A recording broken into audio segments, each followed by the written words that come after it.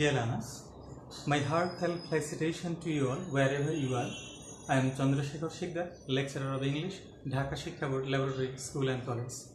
Dear learners, today I am before you with a new topic from English grammar, and the name of this topic is modifier, and I will give you 5 consecutive classes on this topic, and all these classes are based on the English grammar book written by Ward, Greenbaum, Lees, Jans Vartig and Linda Thomas, and I hope you won't miss any part of it. Otherwise, there will be a mess. And after the completion of these classes, you will find how easy the topic modifier is. Okay? Let's start. You see, modifiers.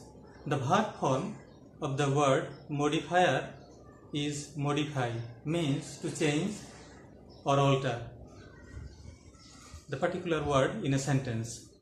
Okay, that means a modifier changes, clarifies, qualifies or limit particular word in a sentence in order to add emphasis, explanation or detail.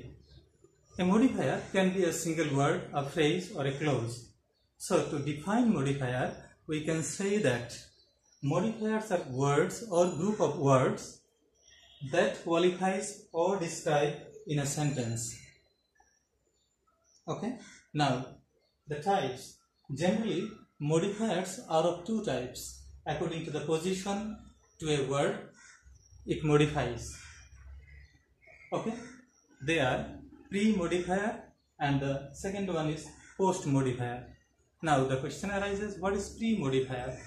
Yes, in a pre-modifier, that means a pre-modifier appears before the head word of a sentence.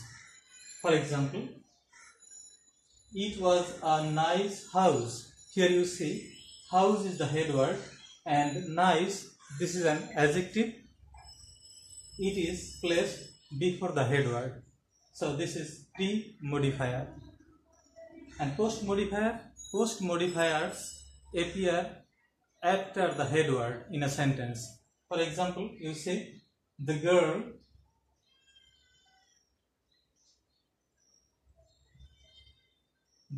with blue eyes sat beside me. Here you see, the girl is the head word. With blue eyes, this is a prepositional phrase. It appears after the head word. Okay, so with blue eyes, this is the post modifier. Now, there is another example. Alex bought a chocolate cake yesterday.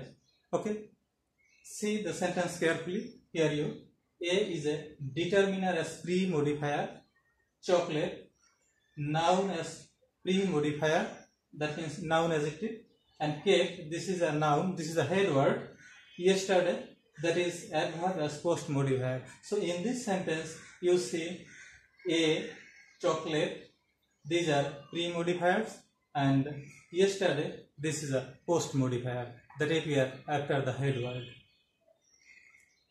Now, dear learners, considering the placement of modifier, it is of 3 types. Number 1, misplaced modifiers, squinting modifiers, and dangling modifiers. Dear learners, you know, many sentences. See, this is misplaced modifier. In many sentences in the first glance appears to be correct, but in the second reading, they seem unorganized due to misplaced modifiers. Now, the question arises, what is misplaced modifier?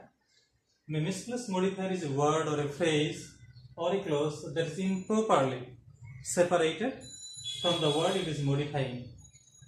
That means, if your modifier is too far away, it could lead to an ambiguous or wrong meaning. Okay? And mainly it happens in the case of adverbs and prepositional phrases and adjective clause. For example, Rohit heard her when she whispered clearly. Here you see, clearly, this modifier is supposed to modify the word heard, but Here, this is very near to the word whispered. Actually, the meaning of this sentence is about Rohit's hearing. But in this sentence, it seems that the modifier clearly is modifying the word whispered. So this is incorrect. This is misplaced modifiers because it gives us the wrong information, wrong meaning. So the correct sentence would be Rohit heard her clearly when she whispered. Now, dear learners, squinting modifiers. A squinting modifier is a type of misplaced modifier. Okay? A squinting modifier makes the meaning of a sentence ambiguous because it is unclear whether it is modifying the text before or after it. Okay? For example, you see, his driving slowly becomes annoying. This sentence, slowly, the modifier is in between driving and becomes. So we are confused here whether the modifier slowly is modifying the word driving or becomes. We are confused.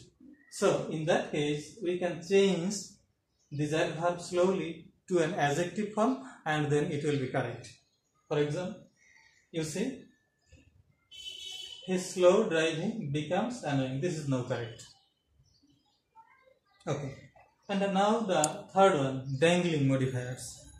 Dear learners, you know that very often many phrases or clauses really load the sentences with information by giving extra significance. But if they are misplaced, if they are unorganized, it creates ambiguity and confusion. And dangling modifier is one of them. So what is dangling modifier? These modifiers are always incomplete in terms of clauses, participles or infinitive phrase. For example, you say, running fast to catch the train, my iPhone fell out of my pocket.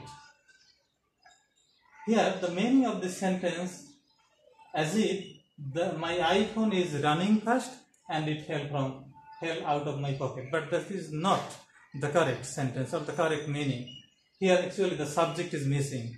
So the answer would be, while I was running fast to catch the train, my iPhone fell out of my pocket. And another example, you see, to recover from the accident, the doctor suggested some rest. In this sentence, now the question arises, who need to take some rest?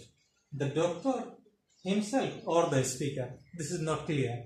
So, in this sentence, the correct one will be, according to the doctor, I need some rest to recover from the accident. So, dear students, this is the general overview of modifiers. But as a student of class 11 and 12, you need to focus mainly on pre and post modifier. And in the next class, I shall talk about the pre and post modifier in detail.